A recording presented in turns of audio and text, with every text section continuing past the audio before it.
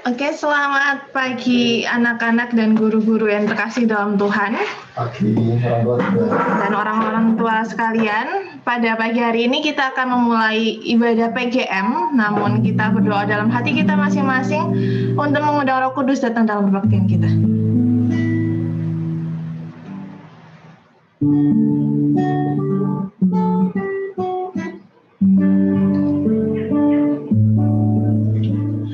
Sebagai lagu buka, kita sama-sama pujikan nama Tuhan dari lagu Sion edisi lama, nomor 90, Percaya yang Menang.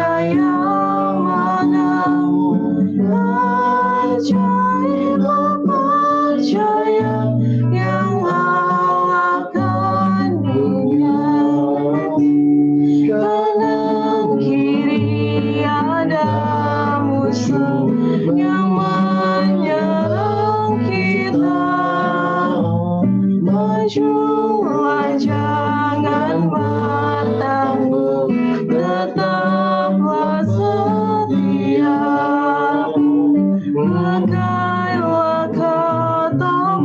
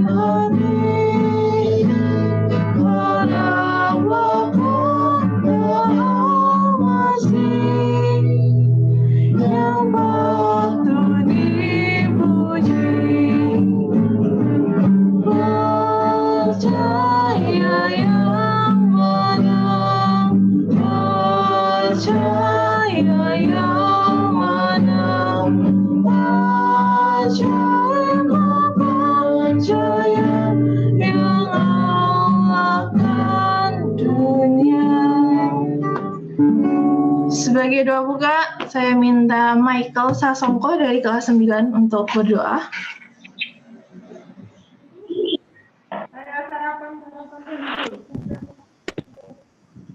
Mari kita berdoa. Tuhan, terima kasih atas segala perkenan dari Engkau telah menolong kami dan kata yang setan. Tuhan, sebenarnya kami ingin mendengarkan firman-Mu, ingin dibawa oleh sabda-Mu adalah supaya firman-Mu bisa kami lakukan dalam kehidupan sehari-hari kami, Tuhan. Tuhan berkati setelah PGM ini kami akan beribadah dari sahabat-Mu adalah supaya semuanya lancar, ya Tuhan. Dalam syukur, amin. Oke, terima kasih. Pada saat ini kita akan sama-sama mendengarkan sebuah kesaksian yang akan dibawakan oleh adik kita, Joshua dari kelas 6.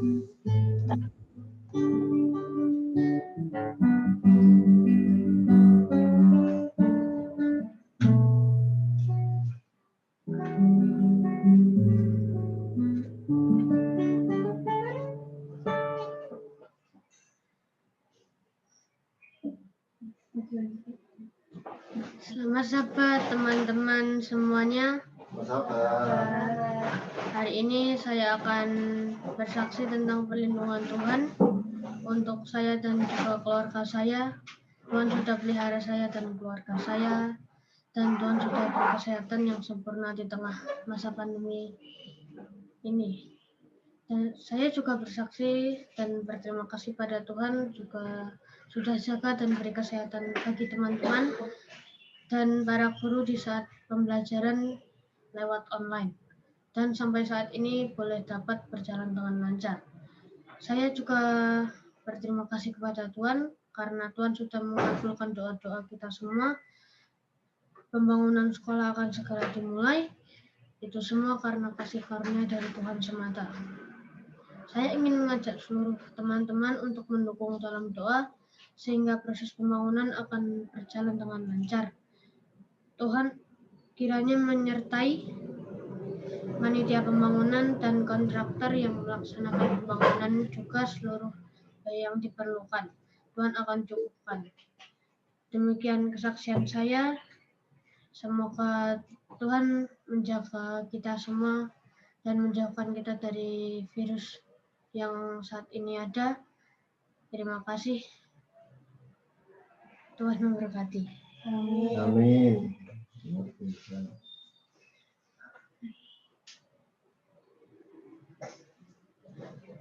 Terima kasih untuk Joshua yang telah membawakan kesaksian. Kiranya mulai kesaksian itu bisa membuat iman kita makin hari makin dekat kepada Tuhan.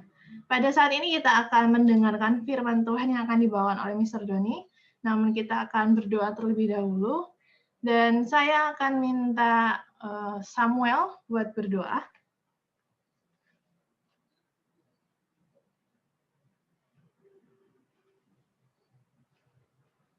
Ada Samuel?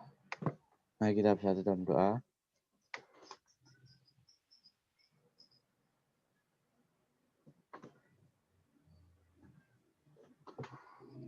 Tuhan Allah Bapa kami yang berada dalam kerajaan Surga, terima kasih Tuhan atas kasih karunia yang Kau berikan pada pagi sahabat hari ini Tuhan.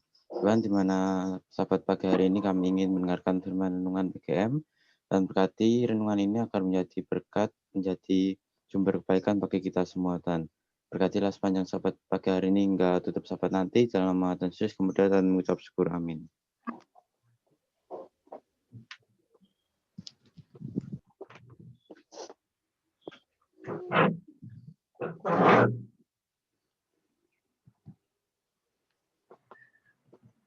Baik, dari kantor Sekolah Advent Surakarta, kami mengucapkan selamat sahabat dan selamat berbahagia. Ya, Tuhan Yesus memberkati. Terima kasih anak-anak hebat yang sudah hadir di hari Sabat pagi ini. Meskipun hari ini mungkin kalian ada yang persiapan ke gereja, ada yang persiapan ibadah, ada yang mungkin masih tidur karena hari libur, ada juga yang akan piknik mungkin. Ya, tetapi biarlah kita mendasarkan setiap hari dengan kita dekat dengan Tuhan. Dan inilah salah satu upaya sekolah untuk mendekatkan diri kalian kepada Tuhan.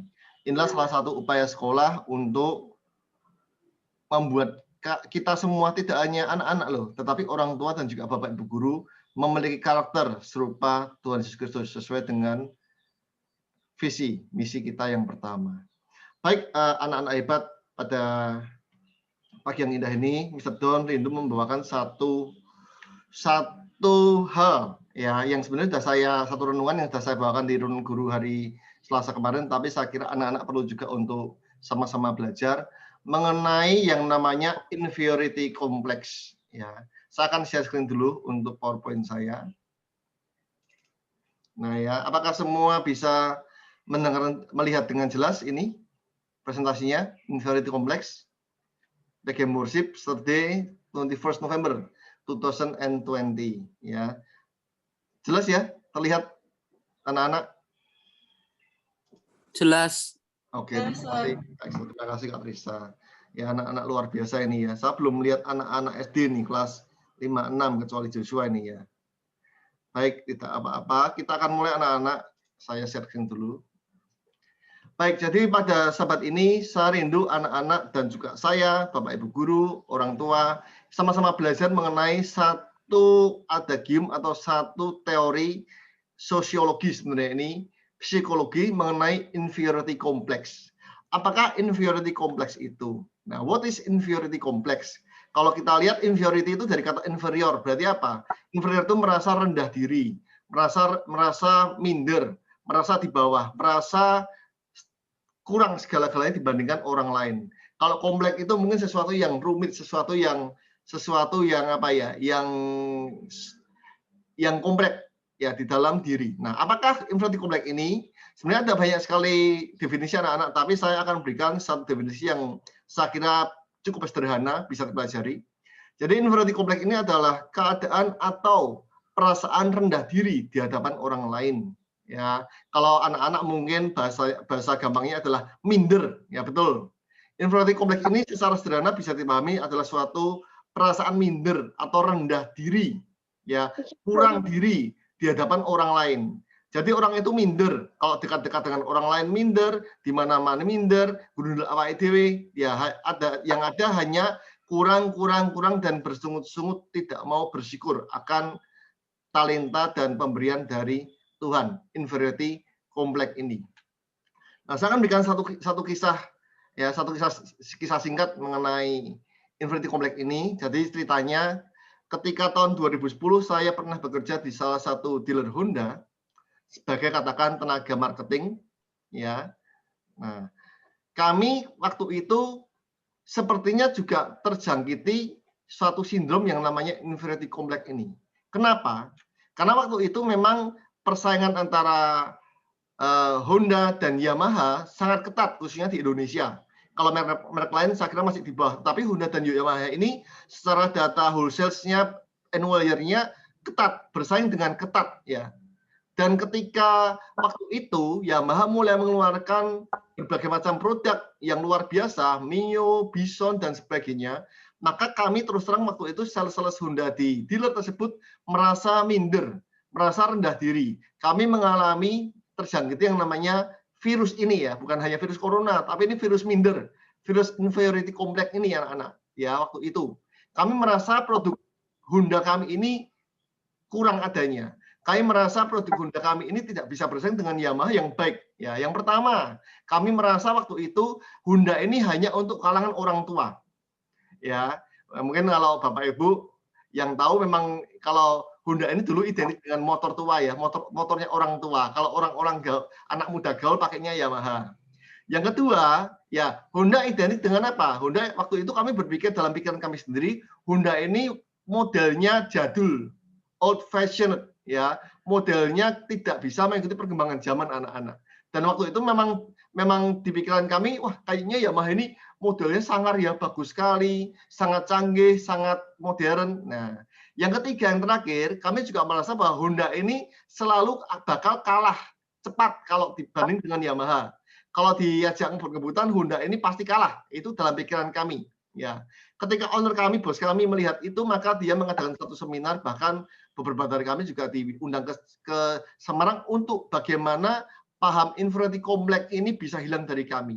Dan ketika kami sadar, maka kami baru ngeh ya, ternyata Honda ini tidak jelek-jelek amat waktu itu. Honda ini bahkan juga baik.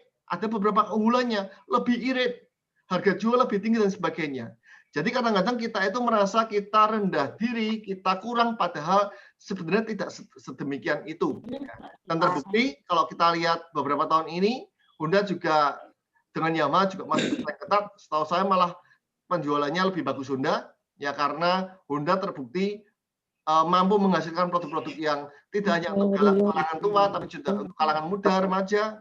Ya, modelnya juga bagus-bagus, warnanya juga bagus, dan bisa juga berlari dengan kencang.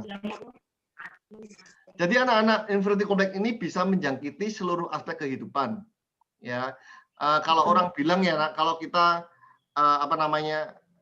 orang bilang minder, itu bisa menjangkiti seluruh aspek kehidupan. Di kehidupan apa aja kita lihat ini.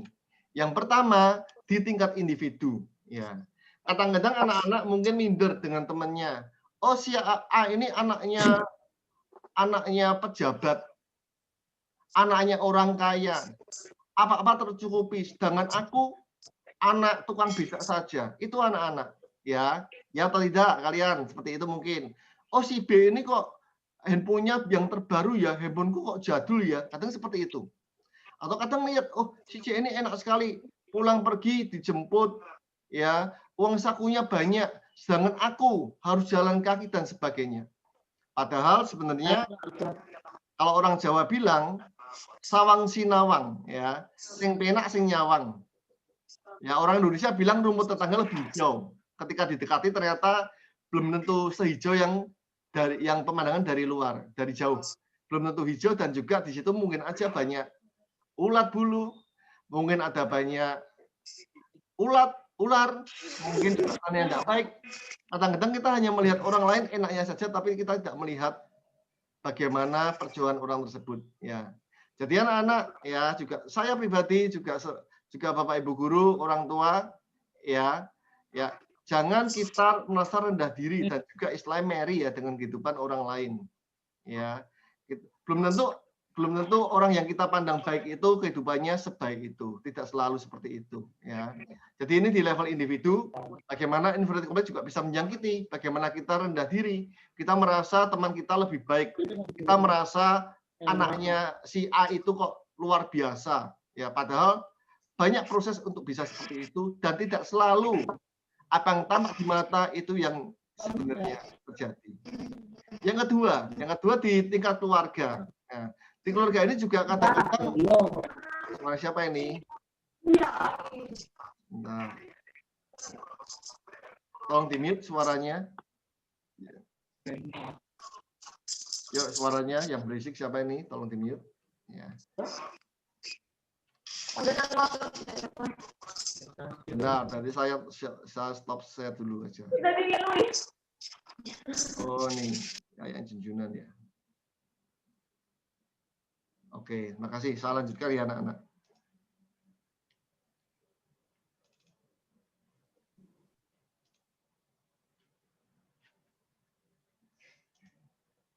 Oke, yang kedua di keluarga, ya. Kadang-kadang kita sebagai keluarga, yang pertama kita melihat ada keluarga-keluarga lain yang lebih hebat, lebih makmur, lebih tercukupi, lebih damai sejahtera, lebih rukun. Padahal kita tidak pernah tahu seperti apa kehidupan keluarga tersebut. Ya. Nah, kadang-kadang kita juga membandingkan anak orang lain dengan anak kita. Wah, anak orang lain, anaknya si Pak Tukul itu kok luar biasa ya, pinter sekali, nurut sekali. Padahal kita nggak pernah tahu apa yang sebelumnya, bagaimana yang terjadi. Kita nggak pernah tahu apakah betul anak tersebut memang nurut, benar-benar kita nggak pernah tahu. Yang terjadi adalah kita merasa keluarga kita lebih inferior. Kita merasa anak kita lebih inferior. Kita merasa istri kita ya kurang cantik dibanding istri lain. Kita merasa suami kita kurang baik dibanding suami orang lain. Padahal kenyataan tidak seperti itu. Nah ini yang harus kita kikis anak-anak dan juga orang tua. Bagaimana Infinity Complex ini tidak jadi bagian dalam keluarga kita. Yang ketiga di sekolah. Nah di sekolah juga paham sindrom ini juga menjangkiti anak-anak. Ya, kalau misalnya ada temanmu yang tanya, katakan misalnya Stepan Stefan, kamu sekolah di mana? Nah, mana Stefan mungkin masih malu sekolah di Advent. Stefan mengatakan, tuh loh, saya sekolahnya di daerah Jabres sana. Loh, mana? Jabres kan ada SMP 8, Jabres kan ada SMP 16, ada Muhammadiyah 7, nah, ada PNK. Loh, mana? Itu tuh dekatnya Respur Doksari. Oh, Advent. Iya, benar, dengan malu-malu. Oh, Advent yang kecil itu toh. Advent yang muridnya sedikit itu toh. Iya. Oh, Advent yang apa namanya, yang peringkatnya 30 besar itu ya, iya seperti itu. Ya kadang-kadang seperti itu anak-anak. Kita malu dengan sekolah kita, padahal kita kadang-kadang kita tidak sadar bagaimana sekolah kita cukup baik. Ya meskipun saya katakan masih banyak keterbatasan, tapi sekolah kita tidak jelek-jelek amat, tapi memang harus diperbaiki. Ya. Kalau kalian melihat ke teman-teman kalian di luar, bagaimana beberapa sekolah bahkan karena pandemi ini ya tidak memberikan LKS atau buku. Ya pembelajaranmu juga seadanya, tapi di kita usahakan itu terkontrol dengan baik. Ya, di sekolah kita misalnya katakan ya setiap minggu diberikan rekap siapa presensinya yang masuk, siapa yang tidak masuk, berikan ke orang tua sebagai laporan. Setiap minggu juga diberikan daftar tugasnya. Siapa anak yang tidak mengerjakan, dibuat rekapannya itu. Saya kira tidak semua sekolah melaksanakan itu anak-anak. Ya, hari Jumat kemarin saya juga posting bagaimana guru-guru kita, kepala sekolah, dan juga seluruh guru, ya banyak guru, dari TK dan SMP melakukan perawatan ke anak didiknya dari TK dan SMP. Nah, tidak semua sekolah anak-anak melakukan seperti itu. Tidak semua sekolah perhatian kepada anak-anak yang mungkin mengalami kendala di dalam online learning. Jadi sekali lagi, marilah kita bangga dengan sekolah kita, Sekolah Advent Surakarta, dengan segala keterbatasannya. Ya, karena di sini anak-anak, saya pribadi bersaksi bahwa sekolah ini adalah sekolah yang dipelihara oleh Tuhan. Bagaimana sekolah dengan 100 siswa saja, ya jumlah kita sekitar 116, 120, ya bisa bertahan dari tahun 65 sampai tahun ini oleh karena kemurahan Tuhan. Ya beberapa waktu lalu saya ketemu sama kolega ya, ada juga dinas, ada juga perwakilan dinas, ya ketika tahu bahwa sekolah kita ternyata muridnya sedikit, ya dia kaget bagaimana bisa membiayai kehidupan guru-guru, operasional dan sebagainya. Ya saya katakan oleh karena pemeliharaan Tuhan.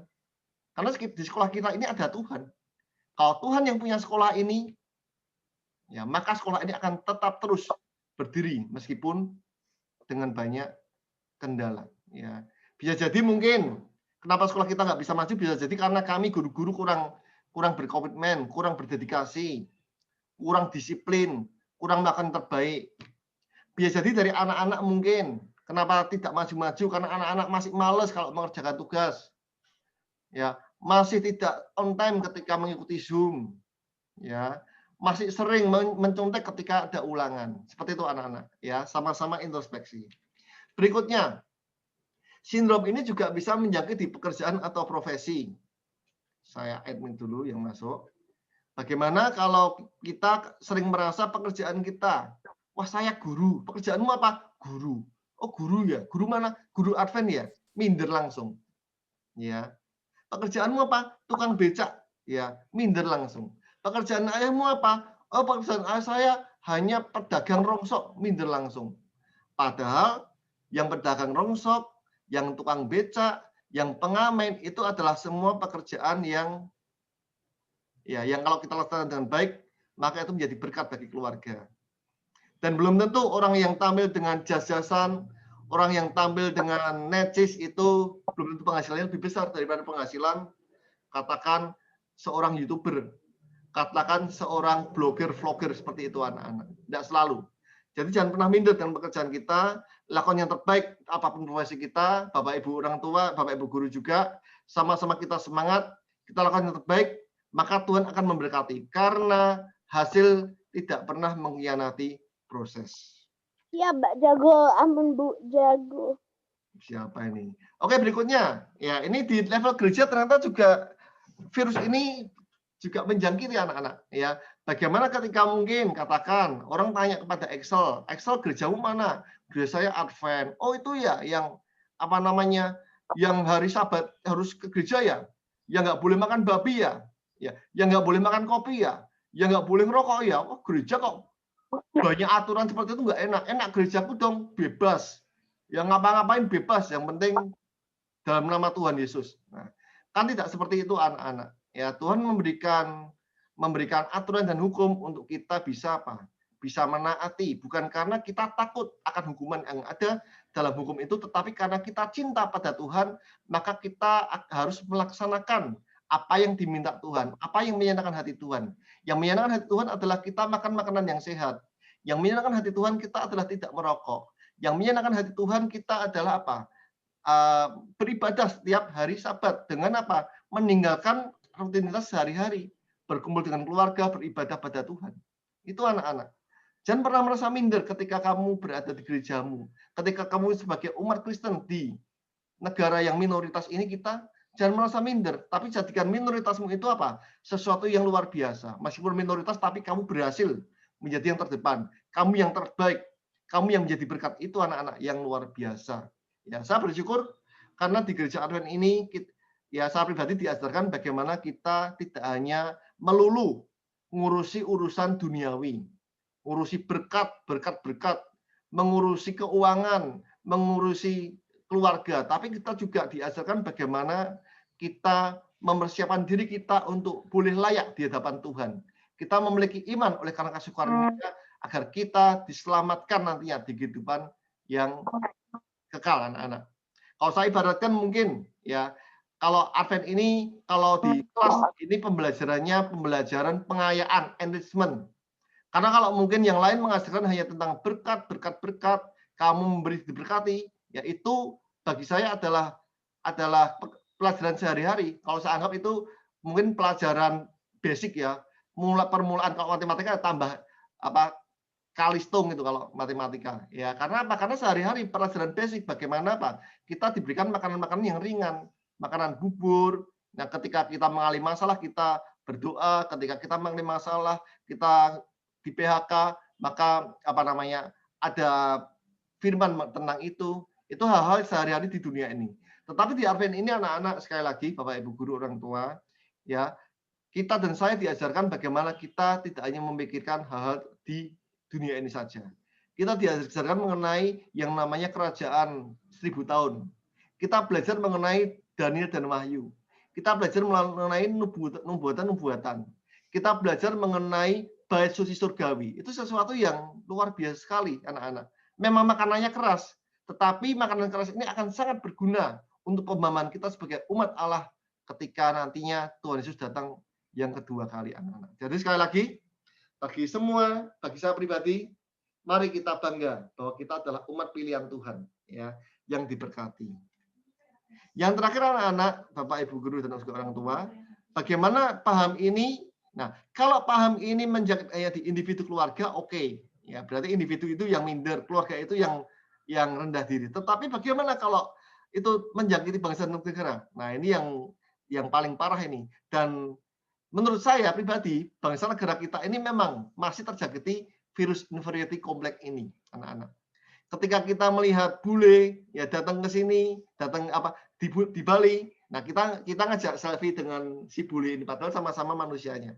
Ya, kalau kita makan di Kentucky atau di Pizza Hut, ya seakan-akan kita sudah makan makanan yang paling sehat, seakan-akan kita sudah makan makanan yang paling mahal, padahal anak-anak yang perlu kalian ketahui, McDonald, Kentucky seperti itu adalah apa? Kalau di sana dikatakan tidak hanya fast food tapi junk food, makanan sampah. Ya, makanan instan yang biasa dikonsumsi oleh sopir-sopir, oleh orang-orang yang apa? Membutuhkan apa? Makanan yang cepat saji. Kenapa? Karena mereka waktunya sangat berharga sehingga segera makan aja, yang penting makan, isi, ada energi, berangkat lagi anak-anak. Kadang-kadang kita terlalu bangga dengan itu. Terlalu bangga dengan budaya asing, terlalu bangga dengan produk-produk asing, padahal produk dalam negeri tidak kalah dengan itu anak-anak. Ya, jadi itu anak-anak, Bapak Ibu guru orang tua, bagaimana virus ini bisa menjangkiti seluruh aspek kehidupan, baik individu, keluarga, sekolah, pekerjaan, profesi, gereja, dan juga bangsa dan negara. Nah, ketika kita sudah terjangkiti paham ini, apakah dampak yang akan dirasakan oleh kita, anak-anak? Ya, ada 3 hal paling tidak yang saya catat. Yang pertama adalah ketika kita terjangkiti virus ini, maka kita akan menjadi pasti minder dan kurang percaya diri. Ya, siapapun ketika terkena virus ini, inverted complex ini, maka akan kurang pede dengan apa? Dengan kehidupannya, dengan kemampuannya, dengan talenta yang diberikan oleh Tuhan. Dan ketika kalian kurang pede, ketika kalian minder, maka saya pastikan tidak akan bisa menghasilkan hasil yang maksimal. Dan yang kedua, karena kurang pedenya ini, karena terjangkitnya virus ini, karena merasa rendah diri, merasa minder, maka kita akan menjadi putus asa. Ya, kita akan menjadi menyerah, lebih mudah menyerah. Ketika ada masalah, kita akan, wah, aku nggak bisa nih, aku nggak punya kemampuan.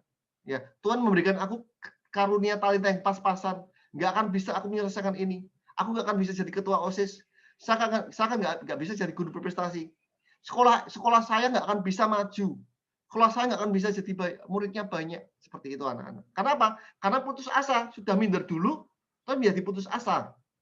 Dan saya harapkan tidak ada satupun anak-anak SD, SMP, TK, ataupun Bapak Ibu guru yang putus asa. Karena kita punya Tuhan yang luar biasa.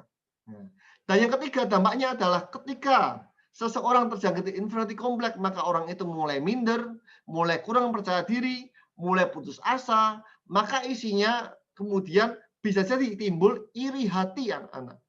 Ya, ketika kita merasa nggak mungkin deh saya bisa mengerjakan tugas itu seperti dia. Kalau dia sih pintar matematika, nggak mungkin bisa, aku bisa. Ya, mengerjakan sebaik aku pasti akan bisa. Sudah minder dulu. Nah, dan ketika sudah putus asa, maka yang bisa maka ada satu sifat yang mungkin terjadi adalah iri hati. Wah, si dia pasti bisa lah, guru orang tuanya kasih guru les. Nah, wah si B ini pasti rank 1 kenapa? Nah, karena orang tuanya kaya misalnya. Wah si C ini ya pas kok disenangi guru. Nah kenapa? Ya pasti karena itu sering memberi hadiah sama guru. Padahal tidak seperti itu anak-anak. Nah, jadi 3 hal ini, kurang percaya diri, putus asa dan iri hati, hendaknya tidak menjadi bagian dari kita semua. Dan yang terakhir ya untuk presentasi pada pagi ini Marvel kok baru masuk ya, padahal sudah mau selesai. Ya, sesi terakhir adalah bagaimana cara mengatasi infertility complex. Saya pikir anak-anak dan orang tua kalian akan punya banyak kiat-kiat itu, tetapi minimal saya akan memberikan yang setahu saya bagaimana kiat-kiat untuk mengatasi virus ini agar tidak menjangkiti. Dan ketika mungkin telah menjangkiti kita, maka bisa segera kita hilangkan dengan obat atau vaksin cara-cara ini. Baik, yang pertama adalah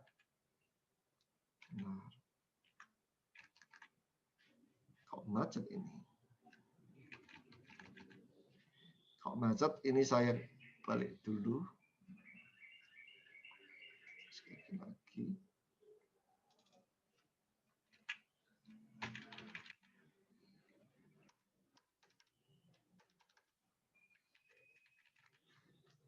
PowerPoint-nya macet ini.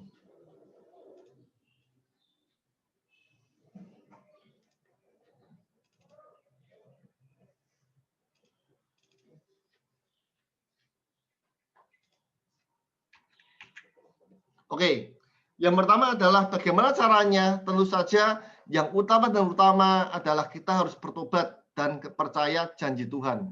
Ya, kenapa bertobat? Karena dengan kita minder, dengan kita rendah diri, maka kita ya secara tidak langsung kita telah meremehkan ya Tuhan sebagai pencipta kita.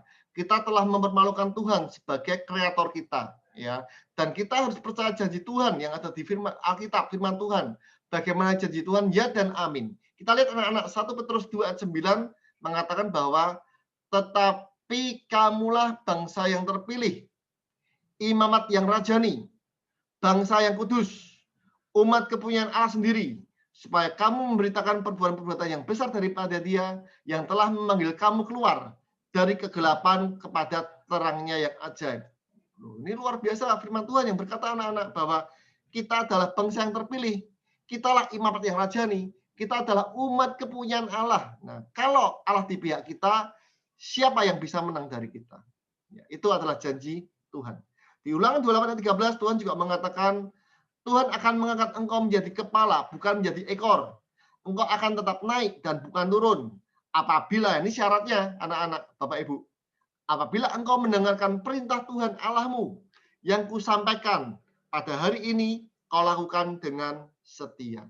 Jadi itulah janji Tuhan, ya, menyadarkan bagi saya pribadi juga bagaimana kita harus bertobat ketika kita minder, ketika kita rendah diri, ketika kita putus asa, ketika kita terjangkiti virus ini. Kita harus bertobat, mohon ampun Tuhan, ampuni aku Tuhan karena aku telah mengecewakan Engkau. Dan kita harus percaya janji Tuhan, bagaimana Tuhan ya menjanjikan kita, mengamini kita bahwa kita adalah umat kepunyaan Allah sendiri dalam 1 Petrus 2 ayat 9. Yang kedua, kita harus mengenali dan mengembangkan potensi dan talenta kita sendiri. Matius 25 ayat 40-30 berbicara mengenai perumpamaan tentang talenta. Yang diberikan 5 talenta, hamba yang diberikan 5 talenta, mengembangkan itu sehingga berbuah 5 talenta. Yang diberikan 2 talenta, mengembangkan itu sehingga berbuah 2 talenta. Yang 1 talenta, oleh karena mungkin malas, oleh karena mungkin rendah diri, oleh karena mungkin tidak menerima, kok aku diberikan sedikit, malah menguburkan talenta itu di tanah. Ya, dan ketika hamba tuannya datang, didapati hamba itu tidak menghasilkan apa-apa. Janganlah kita seperti itu. Ya, setiap orang saya percaya pasti diberikan oleh Tuhan minimal 1 talenta. Memang ada beberapa orang diberikan karunia banyak talenta. Saya kenal orang-orang yang seperti Midas ya, apa yang disentuhnya berhasil, kerja usaha apapun berhasil, ya kaya raya, kehidupannya diberkati. Saya juga kenal orang yang teman saya Surabaya yang pintar sekali olahraga. Apapun olahraga dia pasti bisa dan jago. Basket jago, badminton jago, lari jago, ya pingpong jago, semua jago anak-anak. Tetapi anak-anak, Bapak Ibu guru, orang tua, ya sekali lagi Tuhan pasti memberikan minimal kita 1 talenta. Kembangkan itu. Carilah, galilah talentamu itu apa. Kalau kamu memang talentamu di bidang musik, kembangkan. Kalau kamu talenta bidang matematika, kembangkan. Kamu talentanya menyanyi, kembangkan. Ketika talentamu adalah mendengarkan keluhan orang lain, kembangkan dengan baik. Tuhan akan membantu mengembangkan. Yang ketiga, ya, salah satu kiat untuk kita mengatasi paham ini adalah bagaimana kita bergaul dengan banyak kalangan. Ya, bergaulah dengan banyak kalangan, tetapi tentu saja harus dengan filter-filter yang baik. Amsal 13 ayat 20 menghendaki kita bergaul dengan orang benar. Jangan bergaul dengan orang bebal, karena kita akan malang, anak-anak. Ya, bergaulah dengan banyak kalangan. Ketika kalian bergaul dengan banyak orang, maka kalian akan semakin terbuka pikiran dan wawasannya, yang itu nantinya akan membuat kalian jadi tidak minder. Yang itu yang nanti akan membuat kalian menjadi apa? Lebih pede, lebih percaya diri, lebih confident terhadap dirimu. Sehingga kamu bisa terlepas dari virus ini. Dan yang keempat adalah ya salah satu kiat yang saya kira ini ya seharusnya bisa kita laksanakan adalah bagaimana perbuatan suka menolong dan memberi itu akan mampu mengikis rasa minder, inferiority kompleks kita. Ketika kita menolong, ketika kita memberi sesuatu pada orang lain, maka saya percaya itu akan menimbulkan perasaan sukacita dalam diri kita. Perasaan penghargaan terhadap diri sendiri bahwa kita itu bisa menolong orang lain. Kita bisa memberi orang lain. Ya. Dan ketika kita menolong dan memberi orang lain, maka akan ada aura positif. Ya, karena Tuhan menyukai umatnya yang suka menolong dan memberi. Tuhan menyukai umatnya yang suka membantu orang lain, anak-anak. Ya. Oleh karena itu ketika seseorang suka menolong memberi, maka saya percaya ya, orang itu tidak akan minder lagi. Orang itu tidak akan putus asa lagi. Orang itu tidak akan rendah diri lagi. Ya, karena sudah bisa menolong, sudah bisa memberi. Kalau sudah bisa menolong, sudah bisa memberi, itu tandanya apa? Kalian diberkati. Saya ulangi lagi ya. Ya. Salah satu tanda kalian diberkati itu adalah bagaimana kalian dan saya bisa menolong dan memberi. Kalau kamu tidak bisa menolong orang lain yang kesusahan, kalau kamu tidak bisa memberi orang lain yang membutuhkan, nah, yang pertama, coba cek hubungan kita dengan Tuhan. Yang kedua, ya, coba cek bagaimana apakah kita sudah menyalurkan berkat-berkat dari Tuhan itu kepada orang lain. Jadi ini adalah 4 hal anak-anak, Bapak Ibu guru dan juga orang tua, bagaimana kiat-kiat atau trik atau cara untuk bisa kita lepas dari paham ini. Ya, jelas ya.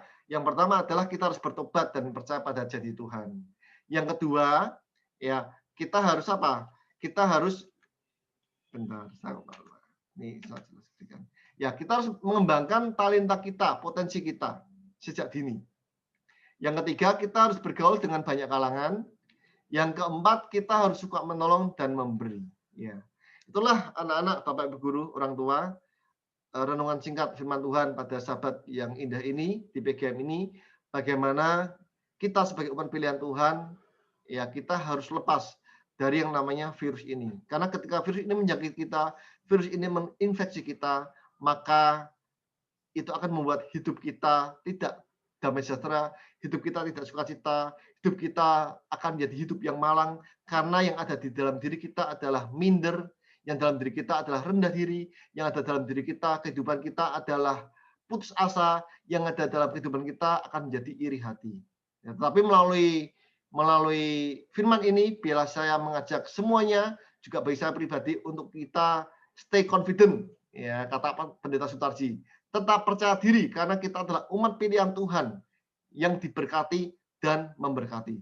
Terima kasih, selamat Sabat, selamat jumpa lagi, Tuhan Yesus memberkati. Amin.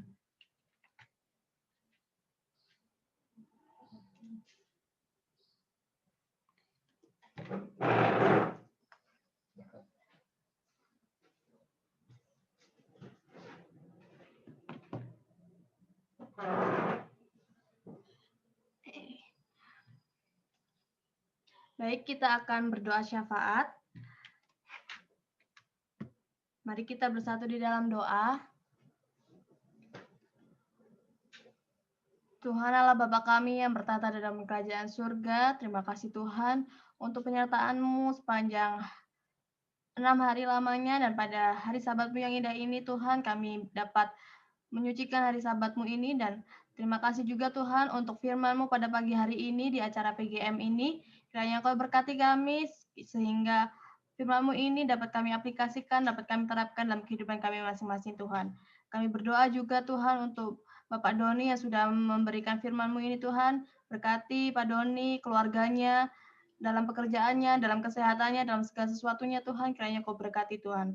Kau juga berkati teman-teman kami yang mungkin saat ini sedang sakit, seperti Febian dalam pemulihannya, anak dari Mem Niken, Krishna, kiranya jamah mereka satu persatu Tuhan, dalam obat-obatan, dokter, perawat yang menjaga, yang merawatnya Tuhan, kiranya Kau jamah mereka, supaya mereka bisa merawat teman-teman kami yang sedang sakit, dan bisa pulih, dan bisa beraktivitas seperti sedia kala Tuhan. Kau juga berkati Bapak Ibu guru yang mungkin saat ini sedang sakit Tuhan, kiranya Kau berkati, Kau pulihkan, sehingga mereka, Bapak Ibu guru dapat beraktivitas seperti sedia kala Tuhan. Kau juga berkati pembangunan sekolah ini Tuhan, dalam segi materi, dalam segi dana, dalam segi segala sesuatunya Tuhan, kiranya Engkau lancarkan segala sesuatunya, permudahkan segala sesuatunya Tuhan. Kau juga berkati anak-anak didik kami yang sebentar lagi akan mengikuti penilaian akhir semester Tuhan, berkati mereka dalam pembelajarannya, berikan hikmat, kepintaran, kecerdasan, akal budi datangnya dari surga, sehingga mereka dapat mengikuti penilaian akhir semester dengan baik dan mendapatkan nilai yang memuaskan Tuhan. Besertalah dengan kami Tuhan sepanjang hari ini. Mohon ampun atas segala dosa dan kesalahan kami. Sebenarnya kami serahkan di atas nama Tuhan Yesus, Juru Selamat kami. Amin.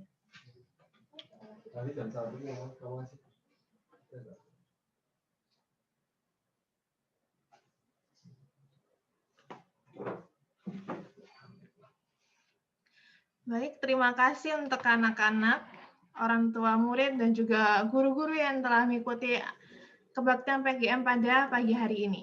Dan sebagai pengumuman, jangan lupa untuk mengikuti Zoom kelas Pathfinder dan Adventurer nanti jam 1 siang. Nanti linknya akan dikirim sekitar jam 10 atau jam 11-an. Dan kita akan mengikuti kembali nanti kebaktian kita masing-masing di gereja kita masing-masing Selamat sahabat, Tuhan Yesus memberkati.